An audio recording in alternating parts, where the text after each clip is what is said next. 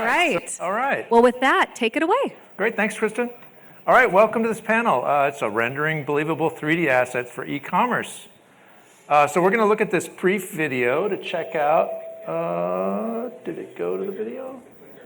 Oh, the clicker. Nice. All right. So we're going to check out this video. Is it going to play on its own?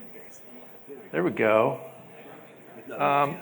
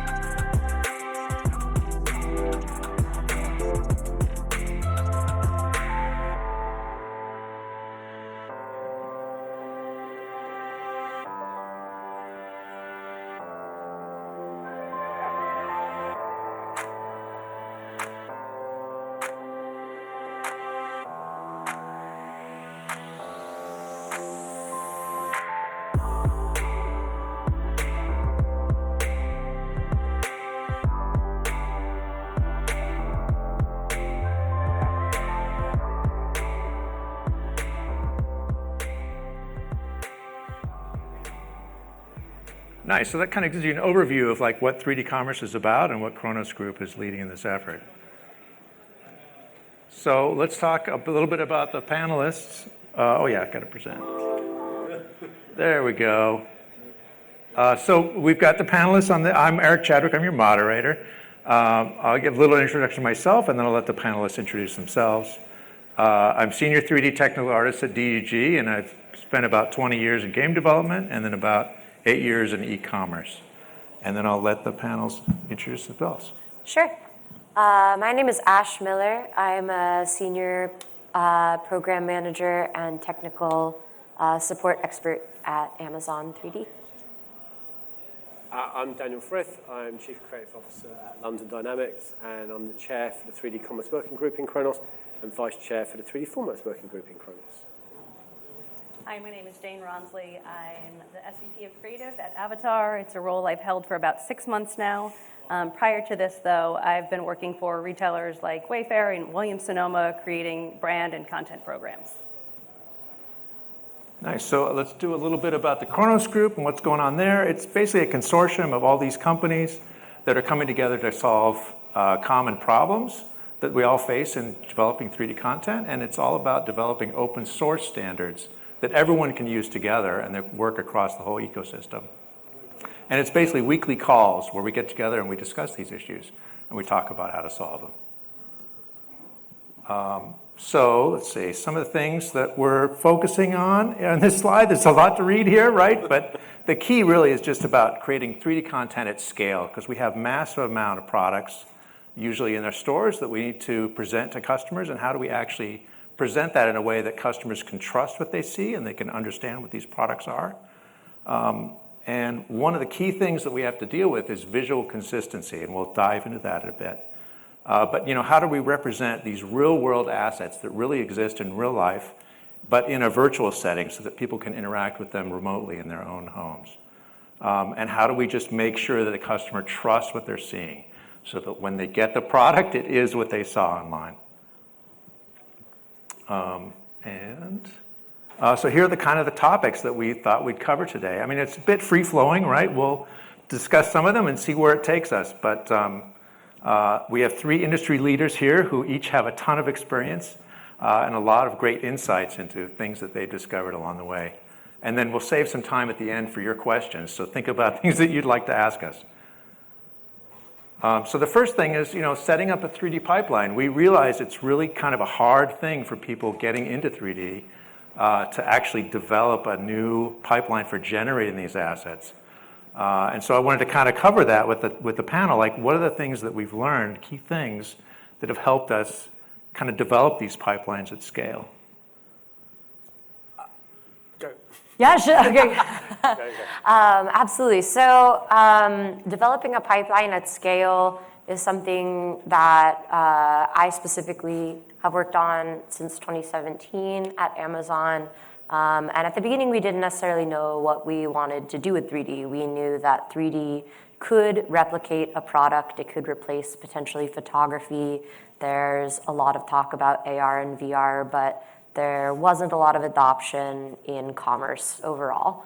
And so as the program grew, and as we developed the pipeline, some of the things that we have found to be the most important are setting up, first of all, like very strong inputs, knowing what are your reference inputs, knowing what, how are you describing the product to the artist? What do they have in order to reference to build it?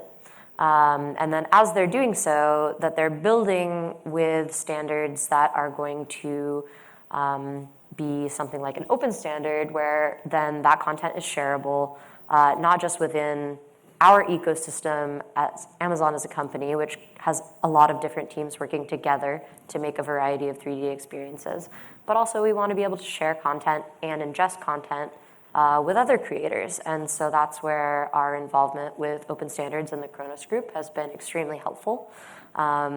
It's kind of creating something that's more democratized where everybody can interact with that same content.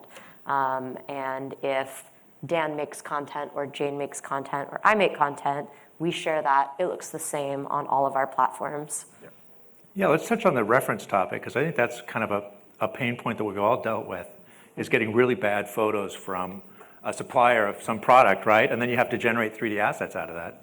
Yeah, I think that one of the biggest pain, at London Dynamics, we produce a lot of different content for different types of solutions, right? From automotive to apparel. So the content is so important to know what the preconditions to your pipeline are. So you can get really lovely CAD, you can get terrible CAD. You can get CAD in different formats, you can get images, you can get a combination of. And that makes it quite difficult to create the content in the way. So I would almost suggest the best thing to do for people is to look at the end-to-end pipeline of what the experience you're trying to get to is. Mm-hmm. And then if you can get an insight of what is at the beginning, then you can work out the pipeline in the middle. Mm. Because if you just want purely an AR or VR solution, then you build your content appropriately.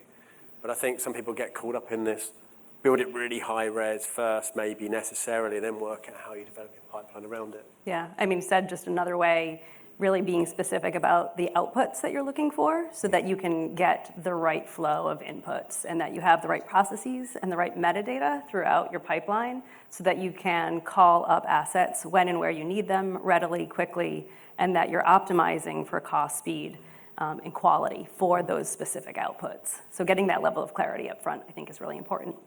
And I think, sorry, there's one other thing. Go for it. We can start going for it. I think what's really important, though, is that we talked a little bit about this before, is trying to get yourself to a place where you've got one single source of truth. In IKEA, we used to try and build one hero asset, which was really high detail, and then it's easier to drop it down and work down than it is to go up. So if you start off, this is if you've got your own 3D pipeline for your own 3D content, but if you're doing content for people, it's different. But having that hero asset, a very high polygon asset, is a really nice way to work because it secures your future proofing as well. And glTF and PBR is the perfect format to work with because then you can do rendering and real time with it.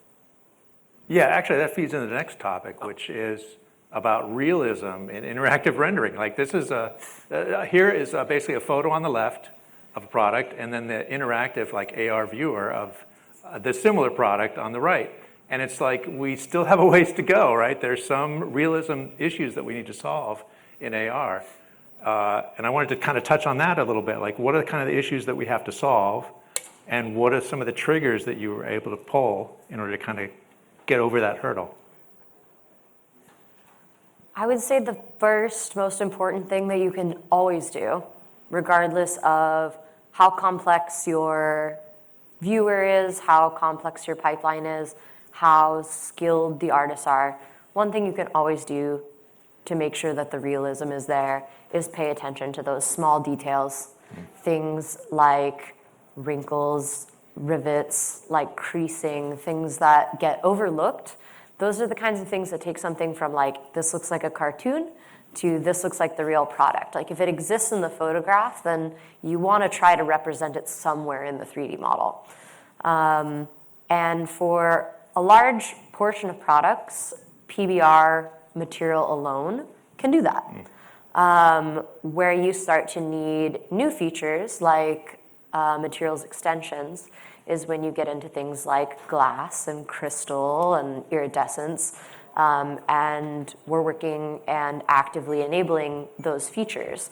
And so basically you need to take a look at the product and say, what really makes this look like the thing that the Yeah, it's kind of customer's like gonna breaking receive? it down, right? Yeah. That's one of the key kind of skills in a 3D team is breaking down a really complex surface and saying, what is this made out of? Yeah. For me, I think photorealism comes down to two main components. It's texture and lighting, and you can fight against yourself doing that, right? I think one of the first pipelines that we set up, we had our QC as super neutral, right? We wanted the assets to be able to be used in any scenario. But the fact of the matter is we weren't really rendering them in any scenario. We were rendering them with real sunlight that was warm and directional, and quite frankly, having to redo the 3D model texture again because it looked great in the super neutral QC lighting, but then you were just redoing the same work over and over again. And so I think no matter if you're doing an AR application or a high poly render, right, having those two key components work together is going to get you to photorealism much faster. I think also you got to kind of manage client expectations.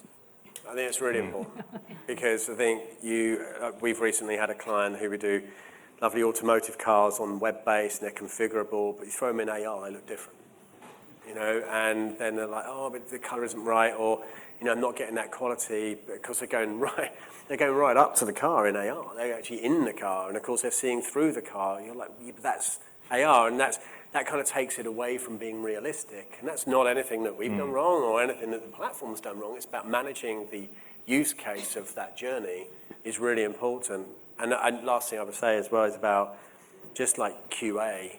I see a lot of assets, you know, that we produce or, you know, that we produce for clients, and it's just that final element of just checking stuff over one more time, making sure that it looks that much better, because quite often that last mile, that extra 5 minutes can make all the difference to making something first time approval and getting something, they go, oh, this is great, I've never seen it move like this is really exciting.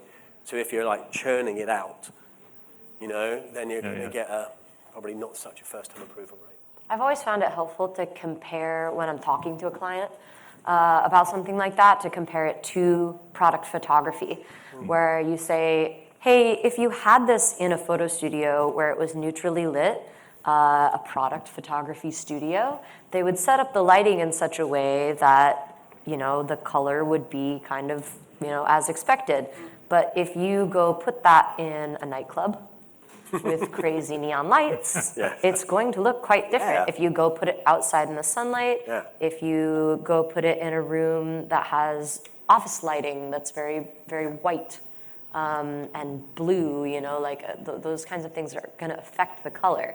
And so getting them to understand that that's not actually a problem with the 3D model. That's how PBR is supposed to work. It's supposed to replicate reality. And so when you have a viewer for that model, that's important too. You can kind of think of the viewer like the camera and the lighting environment that it's being photographed in. So you probably wouldn't want to take pictures of your product in a really crazy lighting environment. Right. Or maybe you would because it's an exciting ad, but then you know you're doing that. And as long as you know you're doing that, then it's all good. If you're selling disco equipment, maybe it makes sense. Yes, right? of course. But And it could be a very exciting like lifestyle shot, right? But that might not be the white background image that you want to show on the product page to say, hey, we're selling this thing. I think Yeah, so that makes me think of like what are things that are not well represented in real time that are like the third rail that you want to kind of avoid. That's kind of the next slide, which is what are the things that are difficult to handle, and how do we kind of tackle those problems? Well, one Everything question, is difficult. Yeah, well, no. Well, do you know what, actually? I think one of the amazing powers of glTF and PBR is that a lot of things are capable, just that not everybody pushes it to its limit. So I think that, you can do some beautiful clear coat work on the car body, but most people will just go for a kind of metallic roughness bodywork, right? But actually that finesse is achievable, and it makes it look a lot better for it. And like some of the other extensions we've been working on, like transmission, and that, make glass look so much more believable. But there are some things that are, that we're looking at very actively, especially in regards to displacement or fur, or, how do you create that really complicated object in runtime in 3D, like something interactive, not rendered. And those are challenges, but lovely challenges. Because if we can resolve it, then wow. But I think there is a bit of a, maybe I'm being a bit outspoken, but I think there is a bit of a thing that, I've put a shader on, and I've put a glTF file, I've output it, and it doesn't look as good as I thought it was going to look. But actually, there's a lot of extensions, and there's a lot of work you can do to a file to make it look that much better. But I've also heard like some brands are retreating from interactive 3D and going back to photorealistic offline rendering, right? And just retreating back to what they know. So what's going on there? I mean, have you heard about that kind of problem? Yeah, I think... I see it as a problem, right? Because I think interactive has a lot more power, but... It certainly does. You're certainly not tapping into the true power and potential of 3D. You're replacing photography, right? In that instance where you're only creating a high poly render, and maybe that works for a particular use case where photography is too expensive or the product is too cumbersome to ship and assemble and put together. Certainly IKEA has a great example there of where they're saving a lot of money and certainly watching their green footprint. But I think when you think about the customer experience, right, we've been selling online for 25 years or so now, and we've been using JPEGs. And so I think there's a real opportunity to up-level the customer experience, to allow them a similar experience that you would get in store, right, to understand the product, to open it up, to interact with it, and you're limiting yourself. Certainly creating a beautiful high fidelity asset with a JPEG, but limiting yourself from all of the amazing experiential journeys that you can take people on, and that's quite frankly why we're all here at this conference. Yeah. I think when a customer really loves an experience like an augmented reality or a view in 3D experience, and the feedback that we get is usually that all of a sudden they're able to contextualize the object in a way that they otherwise weren't. A lot of the time, product photography on a detail page for a product will be a lot of white background imagery, and then it's a good idea to have like a lifestyle image where it's placed in a scene, and that can really help customers kind of have an aspirational idea of like, where might I put this, or how might I wear this?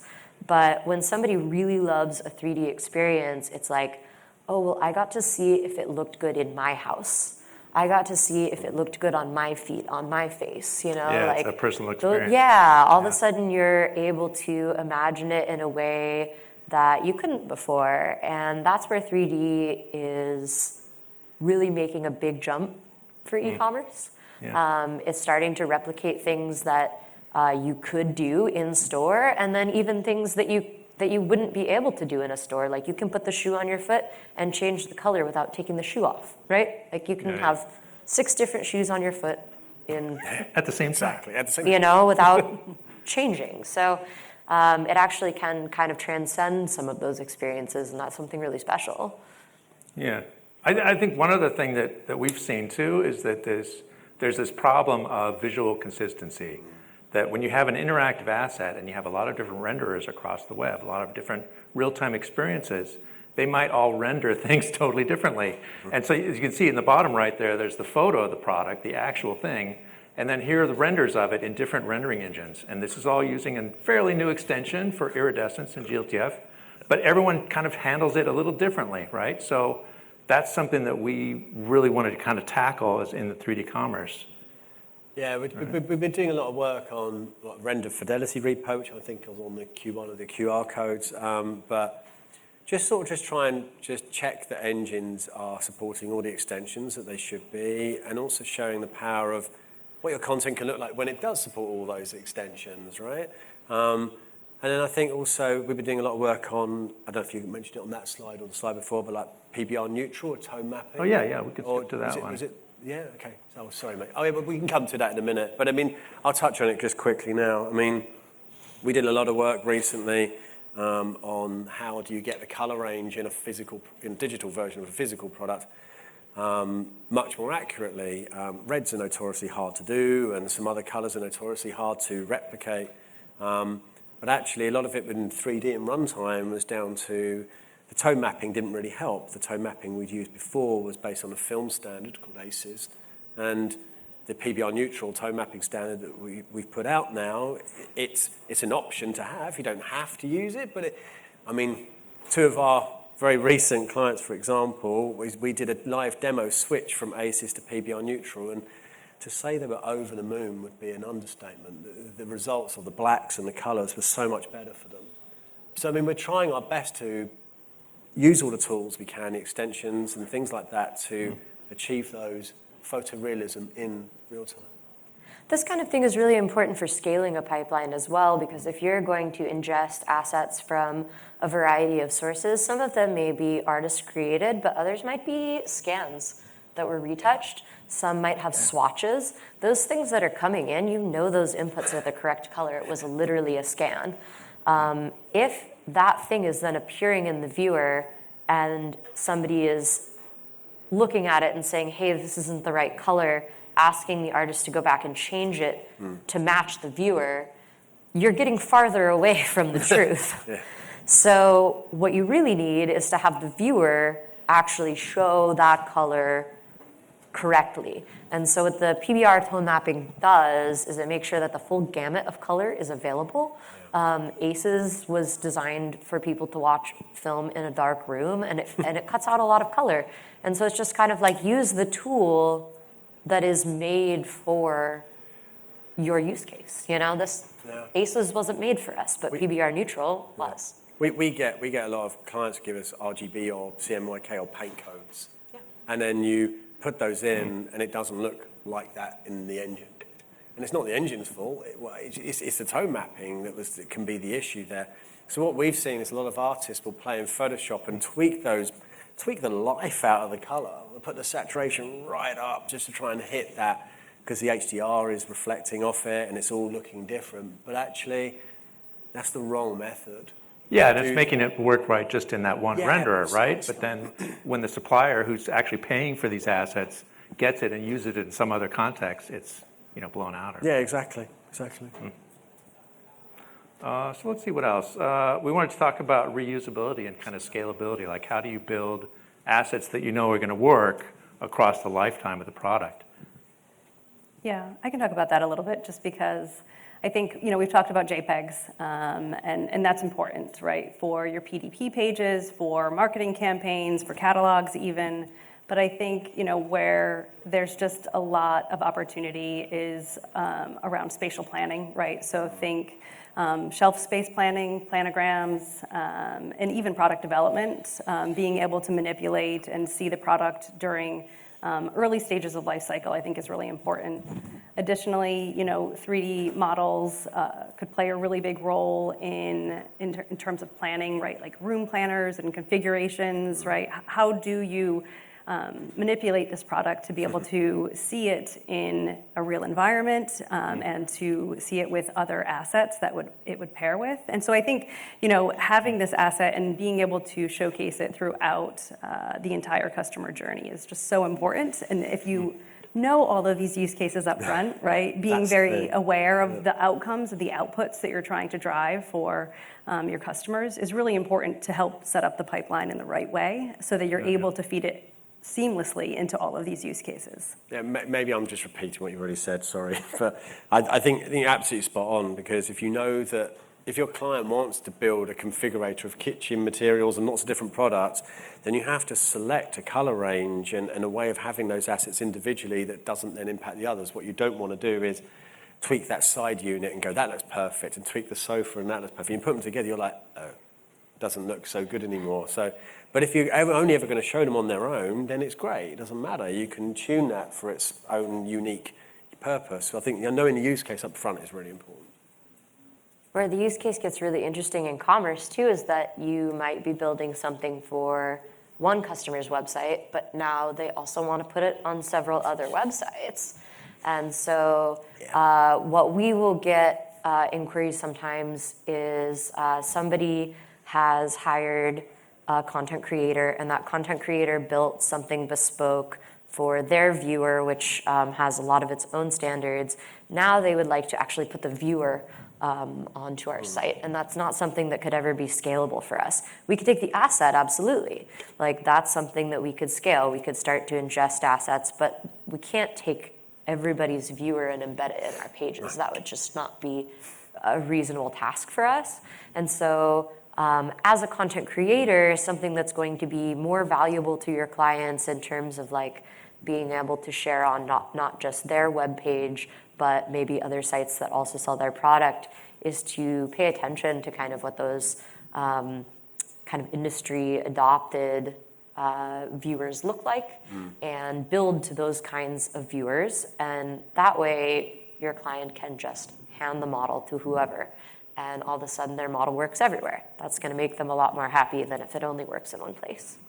I'm going to ask Ash a question, because it's something that you must go through a lot, right? And I know you do, but it'd be good for the audience to hear about how you write guidelines and set standards for the content, because you must get different content from different suppliers for different types of, and Amazon has its platform and it has its engine, it has its way of processing it. But how do you set that way of working for so many companies? It's hard, and ultimately we try to direct people to educational resources like the Khronos group as much as we can, and to say, hey, look, you can follow the glTF standard, you can have a viewer that is standardized, you have a viewer that uses PBR Neutral. Do that in your QA process so that when you look at that asset, you are QAing it in something that's similar to what we're going to use when we ingest it.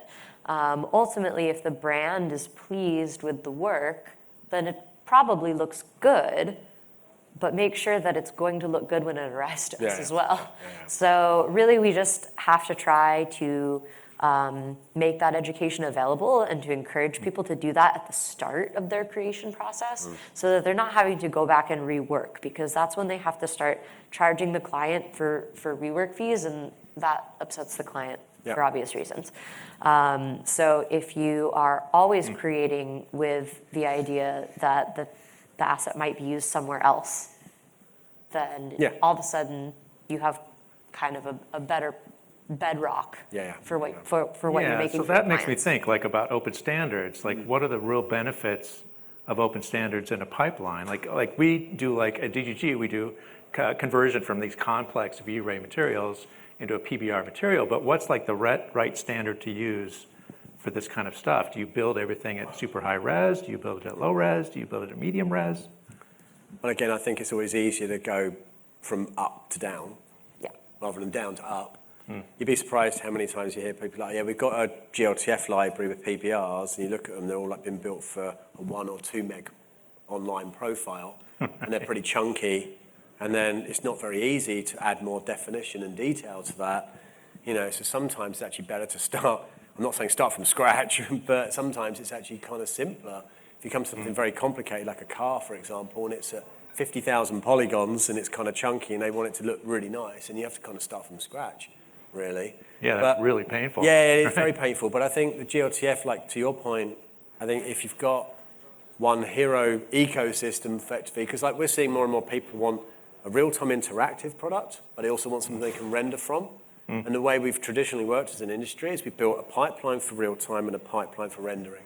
But I think the technology is evolving now, and I think it's already there, where that we can build one ecosystem that does both, right? Where that you can, we try to use the high-res assets in runtime as well as render. And for some clients, it works perfectly fine. But sometimes you might have to make 2 different flows especially if you're worried about, and I think we as an industry have in the past historically got really caught up in this 1-2 meg limit kind of thing. But I think 5G and mobiles get more and more powerful, and I think it's okay to have a 12, 15 megabyte glTF file, and it looks a lot better for it, and why not? And I think that's really important, right? A single asset that can do both of those use cases is so important for clients. And to go back to the question around why are people choosing high poly renders over real runtime, it's because people know the return on investment of a JPEG, right? It's been well documented. And so if you have to pick one, if you're forced, well, then you're going to pick what you know is going to return on your investment, but you're missing all of that great content that we might not have the concrete data around the return there, but it's in there. And I think it's going to become more and more expected with customer experiences. And so I think the fact that this can be one single model, one investment that can go into all sorts of different experiences is incredibly powerful. I would say too, I think people really underestimate when you're looking at like load time in a web experience, people really focus a lot on polygons. And so they'll take a lot of the polygon modeling away, the detail away from the polygons because they're just trying to reduce polygons, and they'll add all that detail into the normal map. And then when you actually look at file size, that normal map is huge. And so I think I think it's, if you're going to have a ton of things in a scene, of course, yes, limit your polygons. But when you're looking at like one asset that's going to be in AR or one asset that's going to be in view in 3D, you're really going to get a lot faster load time if you use more polygons. You're also going to get better detail. Yeah, right. That's going to be actually in the silhouette rather than like just baked into the normal map. So kind of thinking about where you're actually spending your budget in terms of file size and maybe rethinking it in a way that's for commerce use case rather than like video game use case, which I think is what a lot of artists are initially trained on. I think that, like, just to touch on that as well, that polygons are easier to process than textures, right? I mean, the old CPU days were like kind of, it's easier to throw geometry around. It's easier to throw more geometry into a process than it is textures. Because textures is a memory thing and a decompression, recompression thing, and it takes its hit. So, I mean, for example, when we built watches for a client, we put loads and loads of polygons in, like close to 1 million polygons into it, and focus on shaders, which is colors and metallics, and we don't put any normal maps on. And you end up with a file that's like 15 megabytes, and it looks great for it. And then the client can go right up close to it and see the hands moving. But you can't do that if you put a load of 4K textures onto it. It'll blow your budget through the roof. Yeah, so working smartly. Yeah, I guess. Thanks. So that kind of brings me to the last topic, which is like, what's the future? Where are we looking for in terms of what's the next horizon to hit? Like, polygons have been around for 25 years or so, right? Yeah. It's like, what's next? I think you should touch on the Nerf stuff, because I think it's really important. I think neural radiance field and Gaussian splattering, the way that tech is evolving. Yeah, well, happy to. And quite frankly, is the reason I think I joined Avatar and looking at where AI is taking the rendering processes. And so overall, so excited about how the computation is happening against these PBR materials, really taking something from unshoppable to shoppable in my mind, right? It's so important in these retail use cases that the level of detail and fidelity is there. And so to see this come to life is really impactful and really powerful. Again, it goes back to that single asset being able to be a high fidelity still asset, but also real-time ready and to go into all of the other use cases. I mean, the whole reason photogrammetry was developed, really, was to streamline and fast-track that content creation process, right? Right. But no disrespect to anybody in photogrammetry, it didn't quite deliver. It didn't quite deliver that, hey, look at this golden goose moment of like putting it on a machine, pressing a button, there's a perfect 3D model. It didn't really happen. I mean, in IKEA, we spent a lot of money on building rigs, developed them with, camera photography companies and stuff, and I know they don't really get used as much anymore because it didn't. Yeah, but you produce put the something like a results. glass paperweight in there, Yeah. and it totally falls apart, right? Yeah, Or precisely. something that's really reflective. Yeah. I mean, I think that Nerf, it is actually a better result, but it has its problem statements as well. You can't color it, you can't customize it. It is what you get. When it's red, it's red. It's blue. You can't really do much with it. It's not editable and customizable. But I think it's going to be a really interesting space to watch. I think that will be an evolving space, especially next 5 to 10 years. Will people really care if it's instant and it looks exactly like the real thing and I can see it in a pair of headset, in a headset, and look, there's my product and I can spin it around, I think it's going to be quite interesting to see how that evolves. Yeah, I think polygons aren't going anywhere, right? No. I mean, it's really old tech, right? But there's such wide penetration of viewers that can handle it and pipelines that can handle the content pipelines. Absolutely. In terms of drawing people back in that are kind of moving, you touched on folks are going back to this 2D rendering photorealism with 3D rather than looking for the real-time applications. The release of new extensions where we can represent more materials, I think will really aid in kind of the fight against that. I think a lot of the time what turns people away is that they come and they say, hey, can you make a render of my crystal earrings? They've got iridescence and the crystal is extremely finely cut and there's all kinds of index of refraction and dispersion. There's all kinds of things going on, right, to create the look of that crystal. And in the past, we had to say, well, we can kind of represent it, but it's not going to look very realistic.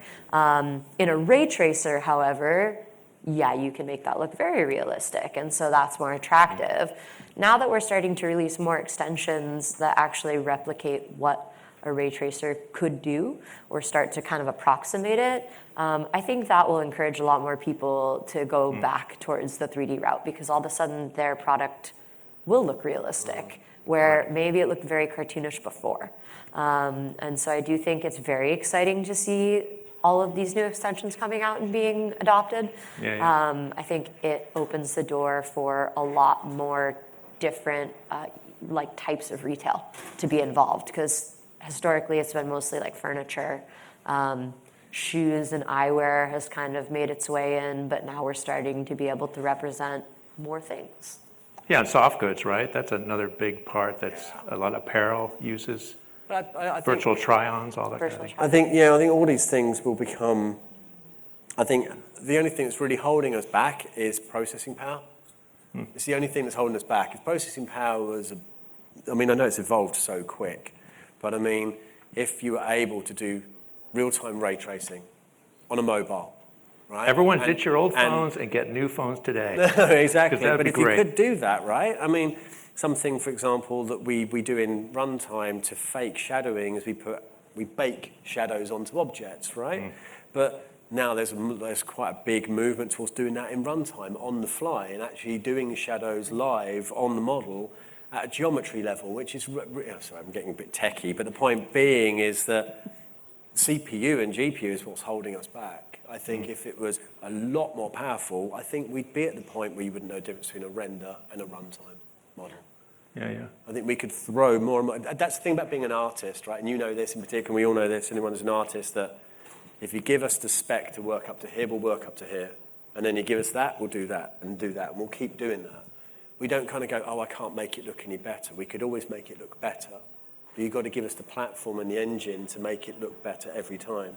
You can always take the same model too and throw it into an offline renderer, and then you can throw the exact same model, make no changes to it, into your web renderer, and you can see the difference, right?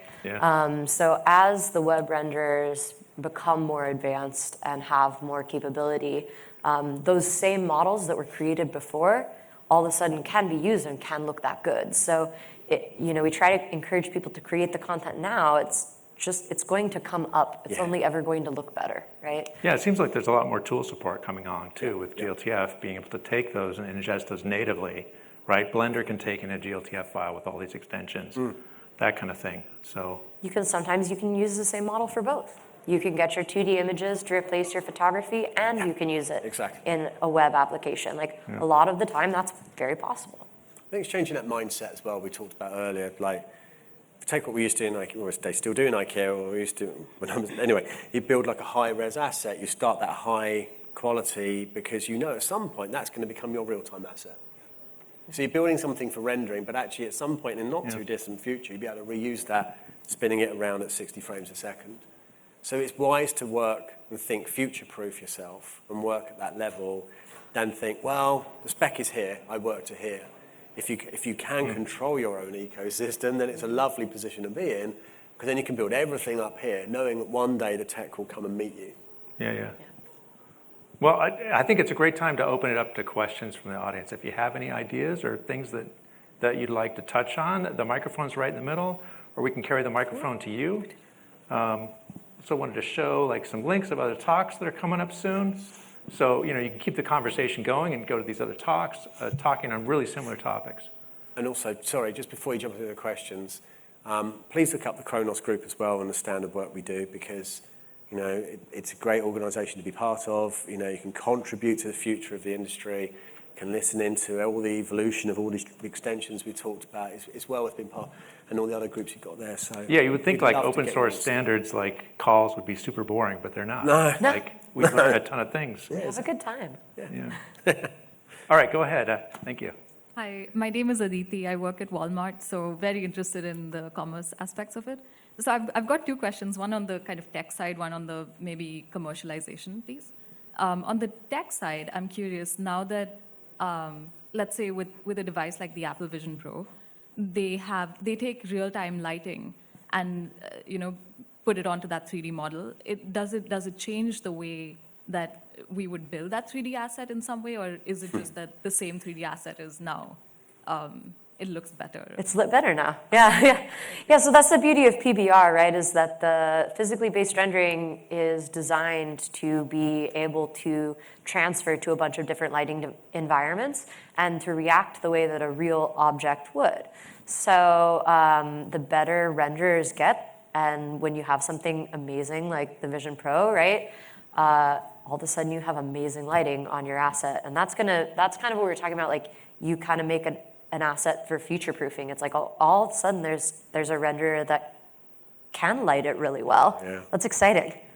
It really is. Thank you. That's really helpful. Yeah, I think like traditional AR rendering on phones has been pretty limited. Like it just uses the back camera to capture the scene, and then it has to figure out what's the sky that it doesn't see, right? So there's often some machine learning that figures out, oh, you're looking at green floor, it's probably grass, you're probably outside, blue sky, but it's all kind of low dynamic range for all that lighting. So everything kind of looks really dull on the product.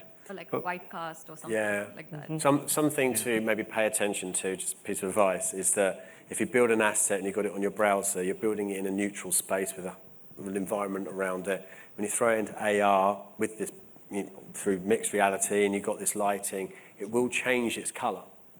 And even though PBR is there to support that natural coloring and physically based coloring, we receive photos from clients who are like, here's all my materials, and they've taken it in office lighting, and the office lighting's slightly yellow.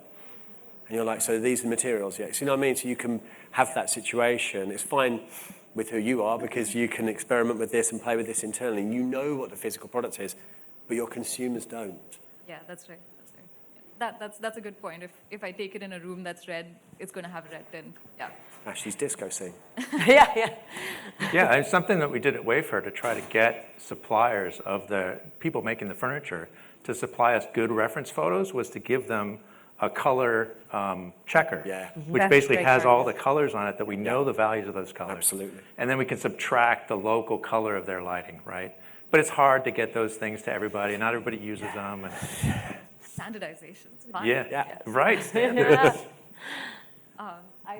If everyone's okay, I'd just go with my second question. Yeah. So I'm curious, when you're all of this generating 3D assets, building up that whole catalog, it takes a lot of money, a lot of time, effort.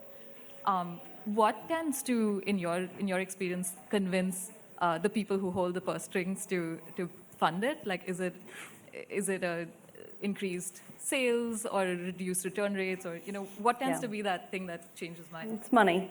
Yeah. It's return on investment. It's a business decision, right? I think that There's real detail though, right? That shows in a furniture category that on the super browse, the lifestyle images gets more clicks, right? And so you're measuring clicks and engagement time, conversion, and return rates really are your big measurements that a program would be looking at in order to drive brand loyalty and customers coming back. So customer lifetime value is also another big thing, right, that you should be looking at because your overall brand experience is up-leveled because there is all sorts of content on each of your products. And so those really are the big metrics that I think that the companies are looking at and determining where to invest, how deep in your catalog to go, right? You can think of some pages within your catalog that just don't ever get any traffic. And so does it make a ton of sense to invest that deeply into your catalog? In a certain point, you have to have some content to sell at all. But then how much more do you add is another business decision, and it all comes down to return. Thank you so much. That's really helpful. Thanks. Hi, my name is Kinga. I work for Volkswagen Group of America. I wanted to ask you probably a pretty tech question. We very often have a problem with combining a pipeline between the NURBS, the polys, the sub-Ds, and in between back and forth. Do you have any recommendation for the companies or the software that could possibly facilitate that translation between one and the other?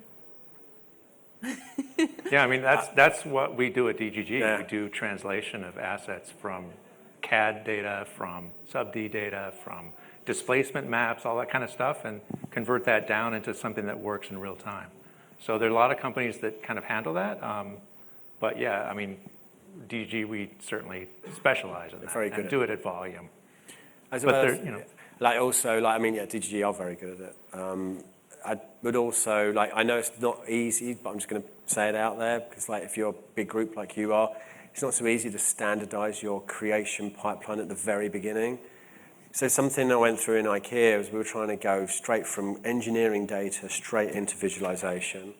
And then we found the huge diversity of engineering data. It was, some people build it in certain ways, some people build it in others, and so we were like, oh wow, we've got to look at the standardization and the guidelines of how we build the stuff in the beginning.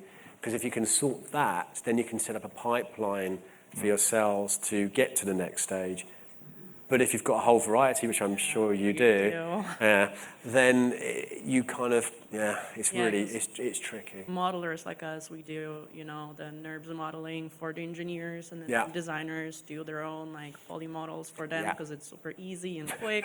So then, we're kind of stuck. I mean, we work with several automotive clients, and sometimes we get marketing assets in Maya. Multi-million polygon Maya assets. Oh, easily 10 million polys. Yeah, right, and they're massive files. And then to get those into runtime is a real challenge because you've got to optimize it, and then you've got to get it looking good. And those Maya files, as I'm sure you well know, contain every single marketing variant in it. So if the windscreen's going to go from a light to a dark, it's containing that Maya file. It's very complicated. So you have to spend a lot of time in the beginning, or we do, spend a lot of time in the beginning breaking it all down, breaking it into all the variants, breaking it in before we then start the next stage of optimization, because it's really confusing at the beginning. But then we also get some automotive clients who go, here's all the CAD data. And that's great. Oh, wow, you're lucky. Yeah, I know. Doesn't happen very often. Those. Well, yeah, and sometimes it's not that great. Sometimes it's a real mess, but because it's been used for manufacturing. But something actually really relevant for you if you're outsourcing is a hurdle we often come across is IP on CAD. So we talk to the clients about what they want to achieve, the use case we talked about, and then how do they, before we get files, they strip out everything that's IP sensitive. So like when we used to build the washing machines in IKEA, for example, we didn't build all the circuit boards in them. So when we get the data from them, they would take all those IP sensitive things out, which made it easier for us to work on anyway. So. Well, we'll have to cut it there because we're out of time. Yeah, and I see we have more Thank questions lined up. But we can go out in the corridor and we can talk some more. So feel free to sorry. approach us and ask more. But thank you everyone for coming. This was great. Thank you. Right, A round of applause. Thank you so much. I went too long.